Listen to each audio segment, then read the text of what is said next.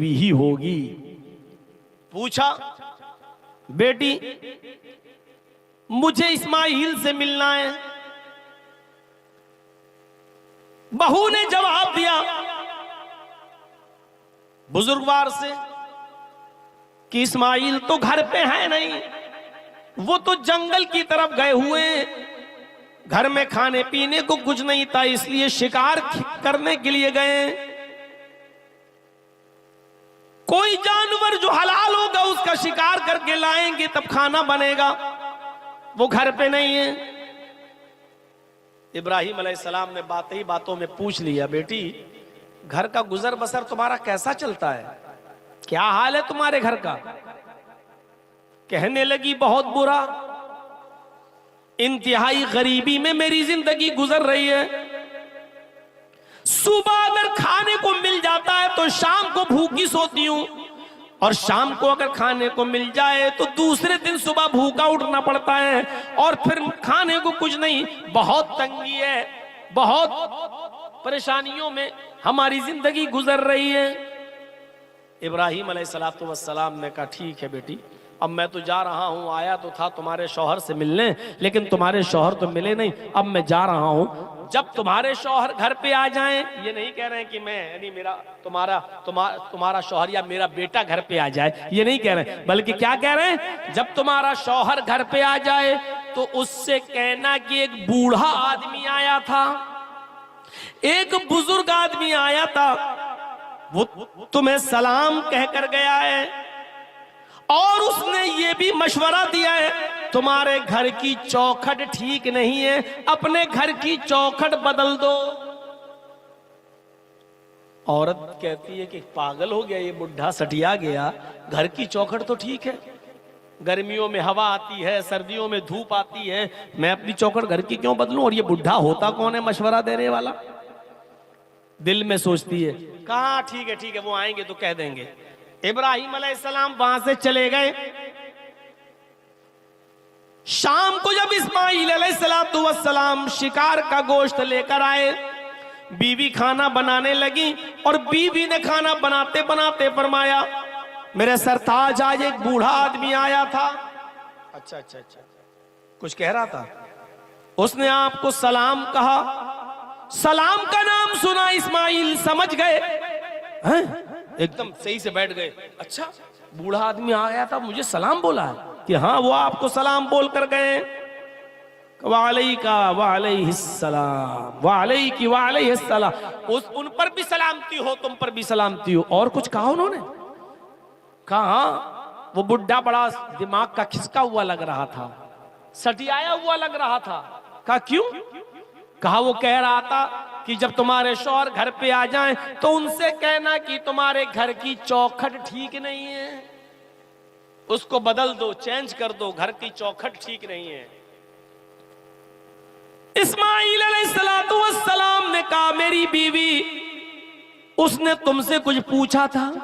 कहा उसने पूछा था घर में गुजर बसर कैसी चल रही, जो हकीकत थी मैंने बता दिया, मैंने कह दिया कि अच्छी नहीं चल रही है। सुबह खा लो तो शाम को भूखा सोना पड़ता है, और शाम को खा लो तो सुबह भूखा उठना पड़ता है, फिर कुछ मिलता ही नहीं। बड़ी तंगी में, बहुत ही परेशानी में हमारी जिंदगी गुजर रही है। फरमाया, मेरी बीवी वो बुजुर्ग बुढ़ा मेरा बाप था, तुम उसकी बहू, उसने मुझे सलाम कहा है, मैंने जवाब दे दिया है। उसने कहा घर की चौखट बदल दो, तो इस चौखट को बदलने की बात नहीं कही थी, उसने चौखट को बदलने का मतलब यह था कि तुम अल्लाह की नाफरमान बंदी हो, नाशुक्री बंदी हो। तुमने कहा घर की गुजर बसर अच्छी नहीं चल रही है, तुम्हें तो कहना चाहिए था कि अल्हम्दुलिल्लाह, अल्लाह का शुक्र है उसने जिस हाल में भी रखा है हमारी जिंदगी बड़ी अच्छी गुजर रही है, अल्लाह ने जिस हाल में रखा है मैं खुश हूं, तुम्हें यह कहना था। लेकिन तुमने कहा बड़ी तंगी में गुजर रही है, तुमने अल्लाह की नाशुक्री की है, इसलिए मेरे बाप ने मुझे हुक्म दिया है अपने घर की चौखट बदल दो। इसका मतलब यह है कि मेरे बाप ये कह कर गए हैं कि अपनी बीवी बदल दो। ऐसी नाशुक्री और नाफरमान बीवी को तुम अपनी बीवी न रखो, इसको तलाक दे दो। ओ मेरी बीवी, मैं सब कुछ मान सकता हूं लेकिन अपने बाप की नाफरमानी नहीं कर सकता। जा, मैं तुझे तलाक दे रहा हूं।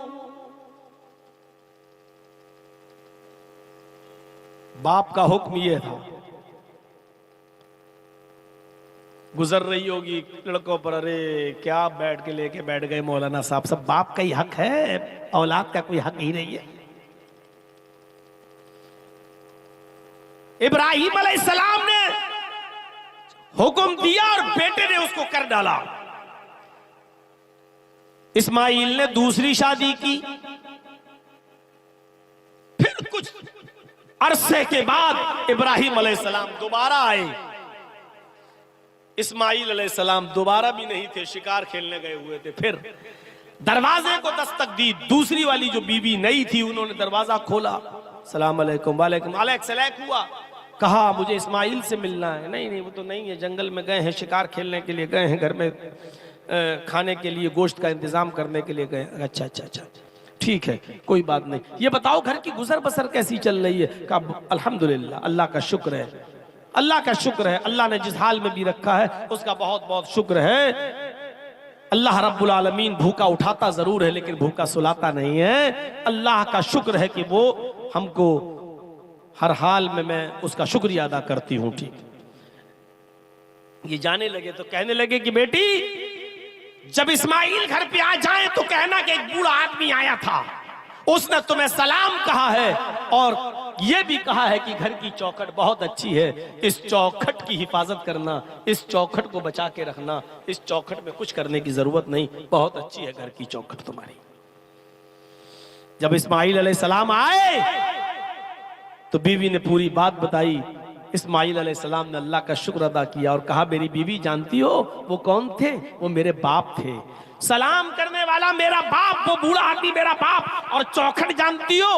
कहा नहीं। कहा वो तुम हो। मेरे बाप ने कहा है कि चौखट को सही रखना, यानी ये अच्छी चौखट है। इसका मतलब ये है कि तुमने अल्लाह ताला की नाफरमानी नहीं की है, अच्छी बात कही है। और मेरे बाप ने कहा है कि चौखट ठीक है, इस चौखट को बहाल रखना। मैं अपने बाप का हुक्म मानकर तुम्हें अपने पास रखूंगा, मैं तुम्हें छोड़ूंगा नहीं। मेरे भाइयों, इस वाक़े से अंदाजा लगाइए कि माँ बाप की कितनी फरमाबरदारी हुआ करती थी। अल्लाह ताला ने वालिदैन के ताल्लुक से फरमाया, वक़ज़ा रब्बुका अल्ला तअबुदू इल्ला इय्याह व बिल वालिदैनि इहसाना। तुम हर हाल में अल्लाह ही की इबादत करना, अल्लाह के अलावा किसी और की इबादत ना करना। व बिल वालिदैनि इहसाना, और अपने वालिदैन के साथ एहसान करना, अपने बाप के साथ अच्छा सुलूक करना, अपने वालिदैन के साथ अच्छा बर्ताव करना। एहसान कहा है। एहसान जानते हो किसको कहते हैं? व बिल वालिदैनि इहसाना, अपने माँ बाप के साथ एहसान करो, अच्छा सुलूक। एहसान के अंदर हर नेकी शामिल है, हर नेकी शामिल है। सिर्फ यही नहीं कि अपने बाप की बात मान ली बस हो गया। अगर बाप बीमार है तो उसका इलाज कराना ये एहसान है। बाप उठ नहीं पा रहा है, उसको उठाना और गोद में लेकर उसको उसके बिस्तर पे बिठाना ये एहसान है। बाप बिस्तर पे लेटा हुआ है, कह रहा बेटे मुझे दरवाजे के बाहर कुर्सी लगाकर बिठा दो, थोड़ी देर में बाहर की हवा खाना चाहता हूं, और वो उठ नहीं पाता है। तो बाप के लिए वो कुर्सी दरवाजे के बाहर रखना और अपने बाप को अपनी कमर पे लाद के ले जाकर उस कुर्सी पर बिठा देना, ये नेकी में, एहसान में शामिल है। जरा गौर करो कि एक सहाबी अपनी माँ को जो अंधी थी और हाथों से कोड़ी थी और पैरों से लंगड़ी थी, दांत नहीं थे मुंह में, उसने कहा मैं उम्रा करना चाहती हूं, तवाफ करना चाहती हूं खाने काबा का। उसका बेटा उसको खाने काबा की तरफ ले गया। अब लंगड़ी थी तो बेचारी चल नहीं सकती थी, अंधी थी, देख नहीं सकती थी, इसलिए बेटे ने उसको अपने कांधों पर लाद लिया, अपने कांधों पर सवार कर लिया, अपनी गोद में उसको उठा लिया और पीठ पर सवार कर लिया। और उसके बाद बेटा अपनी माँ को तवाफ कराने लगा। पांचवा या छठा चक्कर था कि उनकी मुठभेड़ हजरत उमर फारूक रज़ियल्लाहु ताला अन्हु से हो गई। हजरत उमर फारूक से अलैक हुई, अस्सलाम वालेकुम, वालेकुम अस्सलाम। ये सहाबी हजरत उमर से कहने लगे, अमीरुल मोमिनीन ये मेरी माँ है। हजरत उमर ने कहा कि तुम्हें बहुत अच्छी माँ मिली है।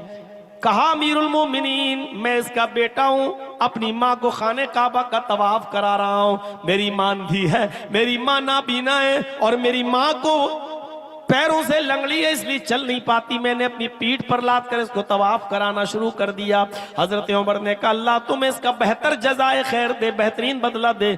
उस शख्स ने कहा अमीरुल मोमिनीन मैं अपनी माँ को अपने हाथ से खिलाता हूँ, अपने हाथ से खाना बनाकर तैयार करता हूँ, अपने माँ के कपड़े में अपने हाथ से धुलता हूँ, अपने माँ की गंदगी को लैट्रिन और पेशाब और पायखाने को भी मैं साफ करता हूँ। मेरी माँ ने तवाफ करने की ख्वाहिश की तो मैं उसको लाया और मैं अपनी पीठ पर लाद कर अपनी माँ को तवाफ करा रहा हूँ। क्या मैंने अपनी माँ का हक अदा कर दिया जो कुरान और हदीस में माँ का हक बताया गया है? क्या मैंने अपनी माँ का हक अदा कर दिया?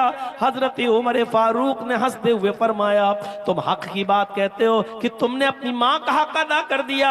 अरे सुनो, जब तुम्हारी माँ तुम्हें पैदा कर रही थी, जब तुम्हें जन रही थी, जब तुम उसके पेट से बाहर आ रहे थे, जब तुम्हारी माँ तुम्हें पैदा कर रही थी और दर्द की वजह से जब वो कराह रही थी, दर्द की वजह से जब वो रो रही थी और उसकी आवाज आह करके निकल रही थी, जब तुम अपने माँ के बतन से बाहर आ रहे थे और वो दर्द से कराह रही थी, चीख रही थी, वो चिल्ला रही थी, उसके मुंह से जो आह निकली थी, पहली आह, पहली चीख जो उसके मुंह से निकली, अभी तो तूने उस पहली आह का भी हक अदा नहीं किया। तू अपनी माँ की पूरी जिंदगी का हक अदा क्या करेगा? तूने तो अभी अपनी माँ की पहली आह का भी हक अदा नहीं किया। पेशाब पायखाना साफ करने वाला लड़का, अपने हाथ से खाना बनाकर माँ को खिलाने वाला लड़का, अपनी पीठ पर लाद कर खाने काबा का तवाफ कराने वाला बेटा, और इस हाल में हजरत उमर कह रहे हैं कि जब वो तुझे पैदा कर रही थी और दर्द की वजह से चीख रही थी, अभी तो तूने उसकी पहली आह का भी हक अदा नहीं किया। नौजवानों जरा सोचो, माँ और बाप का दर्जा कितना बड़ा है, उसका मकाम कितना बड़ा है। हम इस्लाम में पूरे के पूरे दाखिल हैं। क्या हम अपने माँ बाप की ऐसी खिदमत करते हैं? क्या हम माँ बाप की ऐसी सेवा, ऐसी खिदमत कर रहे हैं? ऐसी ऐसी औलाद, तारीख के औराख पढ़िए तो ऐसी ऐसी औलाद गुजरेगी कि बाप भी जेल में और बेटा भी जेल में। बाप की उम्र 90 साल और बेटे की उम्र 50 साल। बाप भी जेल में और बेटा भी जेल में, लेकिन दोनों पक्के नमाजी।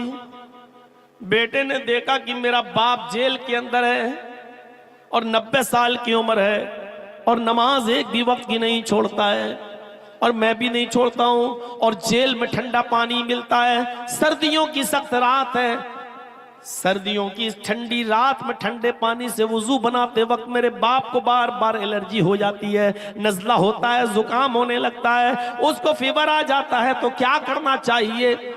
उसका 50 साल का बेटा रात में ईशा की नमाज के बाद अपने बाप को बिस्तर पर सुला देता था कि तुम सो जाओ, फजर में उठना है। बाप उसी जेल के अंदर सोने लगता और बेटा तांबे के लोटे में पानी भरता, बेटा तांबे के लोटे में पानी भरता और उस पानी को, उस लोटे को अपने पेट से लगा लेता और सुबह फजर की अजान तक, फजर की नमाज तक उस लोटे को अपने पेट से लगाए रखता कि पेट की गर्मी से पानी में कुछ गर्मी आ जाए, इस पेट की गर्मी से पानी में कुछ हरारत आ जाए। और जैसे ही फजर का वक्त होता, बेटा फौरन अपने बाप को वो पानी देता, जो कदरे गर्म हो जाता, थोड़ा बहुत उसकी ठंडक मिट जाती और थोड़ी गर्मी आ जाती। कहता बेट बाबू जल्दी से वुजू बनाइए, पानी ठंडा हो जाएगा। और उसका बाप जल्दी से वुजू बनाता। मेरे प्यारे साथियों, ये वाकया कई चीजों की तरफ इशारा कर रहा है। पहला इशारा तो ये करता है कि 90 साल के बावजूद बाप फजर तक की नमाज कज़ा नहीं कर रहा है, जेल की सलाखों में होने के बावजूद बाप नमाज का आदी है और बेटा पूरी रात लोटे को अपने पेट से लगाकर पानी को गर्म कर रहा है कि पेट की गर्मी से पानी कुछ गर्म हो जाए। ये बाप की खिदमत का एक अनोखा वाकया है। मेरे भाइयों, जरा अंदाजा लगाओ कि ऐसी औलादें आज कहां मिलेंगी, ऐसी बच्चे आज कहां हैं जो अपने माँ बाप की ऐसी खिदमत करने वाले हों, जो अपने माँ बाप की ऐसी सेवा करने वाले हों। फरमाया वला तउक़न्न वालिदैक व इन्नमा तखरुज मिन अहलिका व मालिक। अपने माँ बाप की कभी भी नाफरमानी मत करना, अगरचे वो दोनों तुम्हें तुम्हारे बीवी बच्चों से दूर होने का हुक्म दे दें और मालो दौलत को छोड़ देने का ऑर्डर दे दें, इसके बावजूद तुम अपने माँ और बाप का दिल मत दुखाना और उनकी खिदमत करते रहना, उनकी नाफरमानी कभी मत करना। दो चीजें हो गई। तीसरी चीज पर आइए नौजवानों, तीसरी चीज।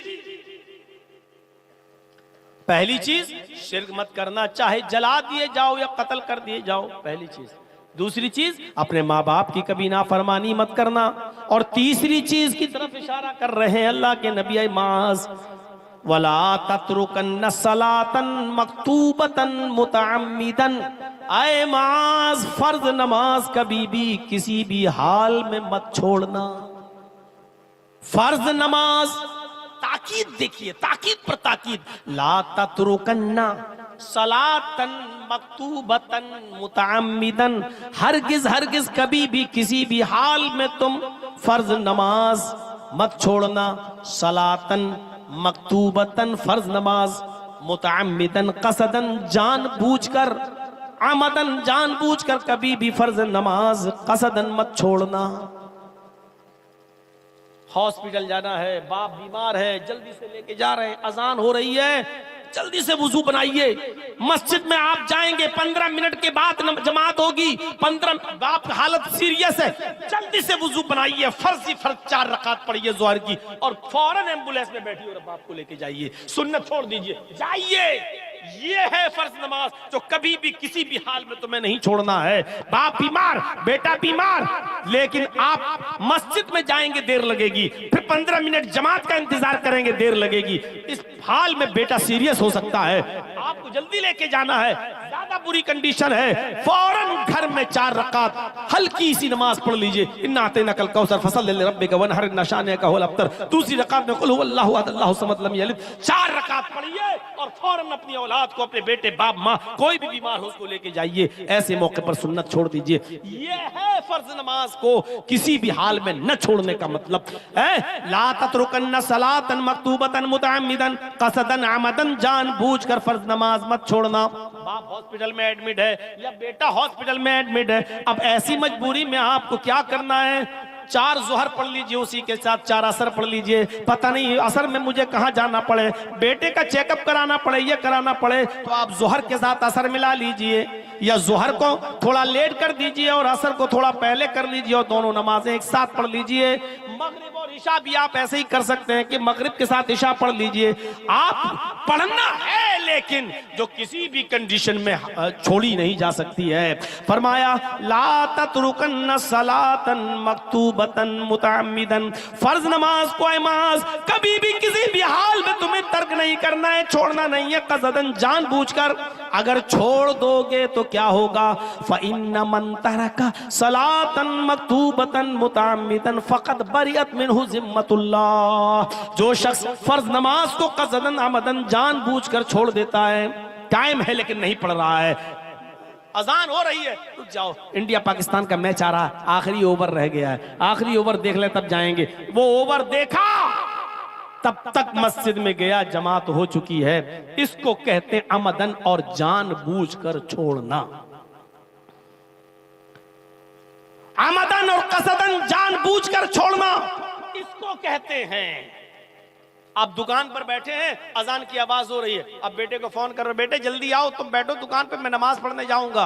अब जब तक बेटा आ रहा है तब तक आप दुकान पे बैठ के शॉपिंग कर रहे हैं, और जब बेटा आया अब आप नमाज पढ़ने के लिए जा रहे हैं। मेरे भाइयों, जब नमाज पढ़ने के लिए मस्जिद में पहुंचे तो जमात हो चुकी है, जबकि उसूल ये था कि दुकान बंद करते, बेटे से भी कहते कि चलो नमाज पढ़ने, बाप भी पढ़ता और बेटा भी पढ़ता। मेरे भाइयों, दोनों को नमाज पढ़ना था। ये मस्जिद बन रही है इसलिए नमाज का टॉपिक उसी पर चिस्पा कर लीजिएगा, क्योंकि मस्जिद बनती ही इसलिए है कि उसमें इबादत हो, नमाज पढ़ी जाए। मस्जिद बना ली लेकिन नमाजियों से खाली रहे तो कोई फायदा नहीं। मेरे भाई, सलातन मक्तूबतन मुताम्मिदन, अगर फर्ज नमाज को कसदन जानबूझकर छोड़ दिया, बरियत मिन्हु जिम्मतुल्लाह, तो अल्लाह की जिम्मेदारी खत्म हो जाती है। मर जहां मरना है, किसी भी हाल में तू रहे, अब अल्लाह की भी कोई जिम्मेदारी नहीं।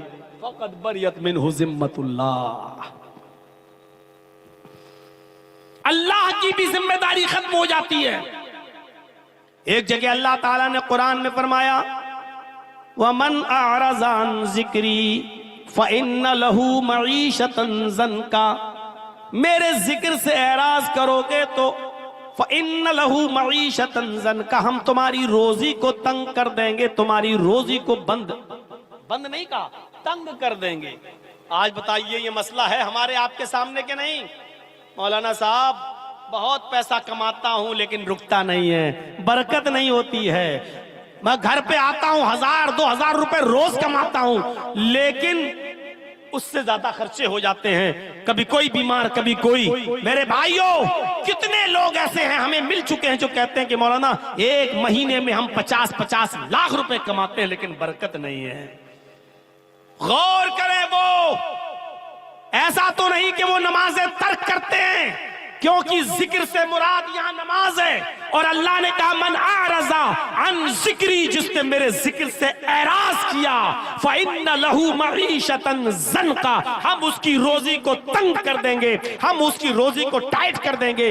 वो कमाएगा लेकिन बचेगा नहीं, वो कमाएगा लेकिन उससे ज्यादा उसके अपने घर के बच्चे और बीवी की बीमारी में खर्च कर देगा। वो कमाएगा 2000, खर्चा होगा उसके घर का 5000, हम उसके खर्चे को बढ़ा देंगे, हम उसकी रोजी को तंग कर देंगे। ये अल्लाह ने कहा है। नमाज छोड़ने वालों, तुम्हें किसी मौलवी से ताबीज, गंडा और घर की बरकतों के लिए कोई दुआ पूछने की जरूरत नहीं है। तुम्हारे लिए सबसे बड़ी दुआ और सबसे बड़ा ताबीज यह है कि तुम नमाज पढ़ना शुरू कर दो। नमाज पढ़ना शुरू कर दोगे, घर में खैर बरकत के दरवाजे खुल जाएंगे। नमाज नहीं पढ़ोगे, अल्लाह ने यह नहीं कहा रोजी बंद।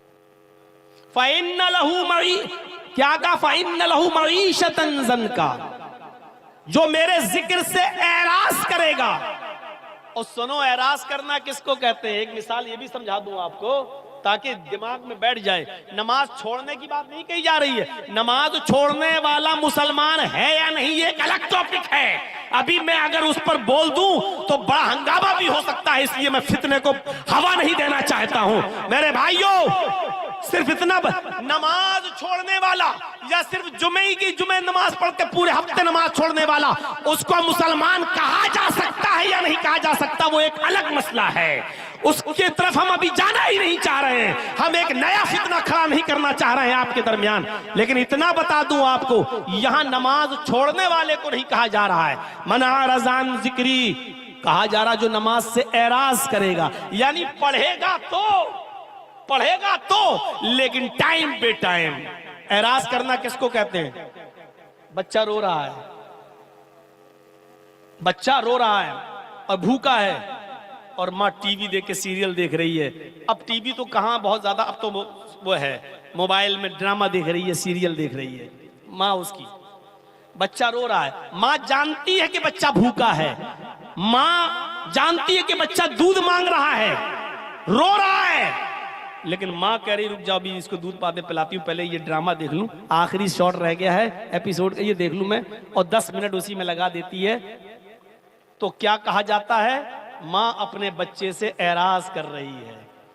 अब जब 10 मिनट पूरा हो गया, ड्रामा खत्म हो गया, नाटक खत्म हो गया, अब माँ गई, बच्चे को उठाया और उसने अपने पिस्तान से लगाया, दूध पिलाया। माँ ने दूध तो पिलाया है लेकिन फिर भी बच्चे से रूगर्दानी की है। उसको जब बच्चे को दूध पिलाना था तब नहीं पिलाया, उसने नाटक जब तक पूरा नहीं देख लिया तब तक उसने बच्चे को दूध नहीं पिलाया।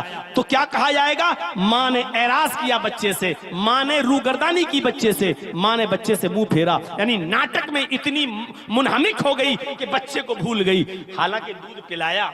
ऐसे ही हम दुकान में बैठ गए, हम मैच देखने लगे, हम कहीं फंसे हैं और अजान हो रही है, नमाज अजान किया हय्या अलस सला, लेकिन हम ये काम पूरा कर लेंगे तब जाएंगे मस्जिद में, हम ये मैच पूरा हो जाएगा तब जाएंगे मस्जिद में, हमारा ये आखिरी चीज रह गई है, ये अगर हम छोड़ देंगे तो इनकम्प्लीट रहेगी, हम ये काम कर लें, ये 5 मरीज रह गए, जब तक इनको नहीं देख लेंगे तब तक, ये 5 ही तो रह गए, अभी हम इनको सबको दवा दे देते हैं। अब हम उनको देखने लगे और दुकान बंद नहीं की, देखने लगे, और उसके बाद जब 5 मरीजों को दवा दे दी, या हमने पूरा मैच देख लिया या पूरा हमने ड्रामा देख लिया, उसके बाद या हमने पूरे दुकानों को कस्टमर को निपटा दिया, उसके बाद हम जा रहे हैं नमाज पढ़ने, और नमाज पढ़ी लेकिन जमात हो गई। नमाज तो पढ़ी है आपने लेकिन जमात निकल गई। जिस वक्त हय्या अलस सलाह कहा जा रहा था उस वक्त आप नहीं गए। एक कस्टमर है मेरी दुकान पे, मांग रहा भाई 5 किलो घी दे दो या 2 किलो तेल दे दो, हय्या अलस सलाह की आवाज आई, उसी वक्त छोड़ दो आप। अब आप सोचोगे यार 5 किलो घी ले लेगा तो 1 किलो घी पर अगर हमको 20 रुपए बच रहे हैं तो 5 किलो पर 100 रुपए, चलो तौलने वल्ले में लगा दिया। अब आप उस आदमी को रज़्ज़ाक समझ रहे हैं, रोजी देने वाला, आप अल्लाह को रज़्ज़ाक नहीं समझ रहे हैं। अरे छोड़ो, 100 रुपए का नुकसान हो रहा है, होने दो। अगर यहां अल्लाह की खातिर मैं नमाज पढ़ने के लिए चला जाऊंगा तो अल्लाह 100 की जगह 1000 का भी इंतजाम कर देगा। वमन यत्तक़िल्लाह यजअल लहू मखरजा, जो अल्लाह से डरेगा अल्लाह उसके लिए निकलने का रास्ता बना देगा। व यरज़ुक़हु मिन हैसु ला यहतसिब, और ऐसी जगह से उसको रोजी देगा जहां से उसको वहमो गुमान भी नहीं होगा, उसने सोचा भी नहीं होगा कि हमें यहां से रोजी मिल जाए। यह है नमाज से एराज करने का मतलब नमाज पढ़ तो रहे हैं लेकिन जिस वक्त पढ़ना चाहिए उस वक्त नहीं पढ़ रहे हैं। 5 मरीजों को निपटाने के बाद पढ़ेंगे साहब, 5 कस्टमर को निपटाने के बाद पढ़ेंगे, 2 ओवर रह गए पूरा हो जाए तब जाएंगे। ये खेल हम खेल रहे हैं, पबजी खेल रहे हैं, फला खेल रहे हैं, जब तक ये पूरा नहीं हो जाएगा तब तक नहीं। अब आप नमाज से एराज कर रहे हैं, अल्लाह ने एराज करने वालों से कहा, छोड़ने वालों से नहीं। छोड़ने वालों का अंजाम क्या होगा वो तो अल्लाह ही बेहतर जाने, हम बता ही नहीं सकते कि नमाज छोड़ने वालों की सजा क्या होगी जहन्नम के अंदर। हम एराज करने वाले उनके बारे में बतला रहे हैं जो पढ़ते हैं लेकिन टाइम पे टाइम टाल मटोल कर, हैं उनके बारे में बता रहे। वमन अअरज़ अन ज़िक्री फ़इन्न लहू मईशतन ज़न्का, जो मेरे जिक्र से नमाज से एराज करेगा हम उसकी रोजी को तंग कर देंगे। ये 5 वक्त की नमाज पढ़ने वालों का हाल है, जो नमाज तो पढ़ते हैं लेकिन टाइम बे टाइम, उनकी रोजी को हम तंग कर देंगे। तो बेनमाजियों की रोजी का क्या हाल होगा? अब आप कहो मौलाना साहब काफिर तो इतने हैं हिंदुस्तान में कि जिनकी गिनती नहीं है, अब आप बताओ उनको तो खूब मिल रही है रोजी रोटी, है? अंबानी को देखो कितना अमीर है। मेरे भाइयों, अल्लाह के नबी ने इनके बारे में तो कह ही दिया है, अब दुनिया सिजनुल मोमिन, अरे दुनिया मोमिन के लिए जेल खाना है और दुनिया काफिरों के लिए जन्नत, व जन्नतुल काफिर, इन काफिरों के लिए दुनिया में ये सारी की सारी चीजें हैं क्योंकि आखिरत में अल्लाह ने इनको सबको महरूम कर दिया है, वो आखिरत में तमाम नेमतों से महरूम है। तो काफिरों का हाल देखकर ये अंदाजा मत लगाओ कि ये भी तो नमाज नहीं पढ़ते, इनको तो खूब रोजी मिल रही है। अरे इनको इसलिए मिल रही है क्योंकि इनको आखिरत में कुछ नहीं मिलेगा, इनको जन्नत में इनका कोई हिस्सा नहीं है। तो मेरे भाइयों, इनकी मिसालें मत दिया कीजिए। जो बात भी मैं कह रहा हूं कुरान और हदीस के दायरे में कह रहा हूं, काफिरों की मिसाल मत दीजिए, अपनी मिसाल दीजिए। नमाज छोड़ने वालों के बारे में हम नहीं कह रहे हैं, उनके बारे में अल्लाह जाने और वो जाने। मेरे भाइयों, हम उनके बारे में कह रहे हैं जो नमाज तो पढ़ते हैं लेकिन अजान होते ही नहीं जाते हैं, बल्कि अपना काम निपटाने के बाद मस्जिद में जा रहे हैं नमाज पढ़ने के लिए। अजान इसलिए थोड़ी है कि अपना काम निपटा लो, अजान का मतलब हय्या अलस सलाह, आओ नमाज की तरफ, हय्या अलस सलाह, आओ अल्लाह की इबादत की तरफ, हय्या अलल फलाह, आओ कामयाबी की तरफ, आओ कामयाबी की तरफ, आओ फलाह बहबूदगी की तरफ, अगर तुम्हें अल्लाह की इबादत करना है तो कामयाबी मिलेगी। कामयाबी और फलाह बहबूद की अल्लाह की इबादत और नमाज से जुड़ी हुई चीज है। नमाज पढ़ोगे तो कामयाब रहोगे, नमाज छोड़ोगे तो नाकाम रहोगे। इसलिए कोई भी मुल्ला, मौलवी, कठमुल्ला अगर ये कहता कि मेरे पास चले जाओ, हम तुम्हारे घर में खैर बरकत की और तुम्हारे दुकान में खैर बरकत का ताबीज देते हैं, दुआ दे देते हैं, वो झूठा है, वो मक्कार है, वो फरेबी है, वो आपको धोखा दे रहा है। मेरे भाइयों, अगर दुआओं से रोजी रोटी की बरकतें होने लगे तो मोहम्मद रसूलुल्लाह कभी अपने पेट पे पत्थर नहीं बांधते, कभी 2-2 महीना नबी के घर में चूल्हा बन नहीं होता। हजरत आयशा फरमाती है कि 2-2 महीने हमारे घर में चूल्हा नहीं जलता था। क्या अल्लाह के रसूल को दुआएं मालूम नहीं थी? ये कठमुल्ला तुम्हें ताबीज दे रहा है, 50 रुपए का और 51 रुपए का ले जाओ और तुम्हारे घर में खैर बरकत होगी। अरे तू अपने घर में खैर बरकत कर लेना। कुछ लोग रास्ते में तोते लेके बैठे रहते, भविष्य बताता है वो तोता पर्ची निकाल के, और खुद तोते वाले को मालूम नहीं कि मेरा भविष्य क्या है। तू बता, तू कब तक इस तोते से पर्चे निकलवाता रहेगा और लोगों से 5 रुपए और 10 रुपए भविष्य बताने का लेता रहेगा? अरे तेरे घर में बिल्डिंग कब बनेगी और तेरे घर में 5 मंजिला इमारत कब तैयार होगी, वो तोते वाला भी नहीं जानता है। ये हाल आज कठमुल्लाओं का है। एक साहब गए, लड़का था नौजवान, कहने लगा मौलाना साहब दिल की बात है। अरे हम दिल का ही तो मामला हल करते हैं।